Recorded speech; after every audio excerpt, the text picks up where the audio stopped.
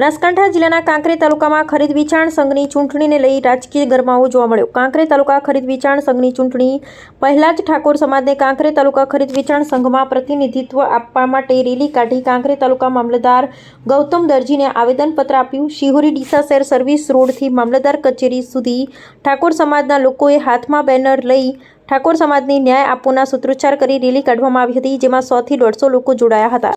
તાલુકામાં ખરીદ વેચાણ સંઘની જે ચૂંટણી જાહેર થઈ છે, જેની અંદર ઠાકોર સમાજ કાંકરેજ તાલુકાની અંદર 50 થી 60% વસતો હોય અને ખરીદ વેચાણ સંઘની અંદર અમારો એક પણ ઠાકોર સમાજનો પ્રતિનિધિ ચૂંટણીને લડવાને લાયક પણ ના હોય, તે એક ફળાવાળો અન્યાય છે। એની સમક્ષ લડવા માટે અમારો ઠાકોર સમાજ આજે એકઠો થયો અને આવેદનપત્ર સરકાર સમક્ષ રજૂ કર્યું છે।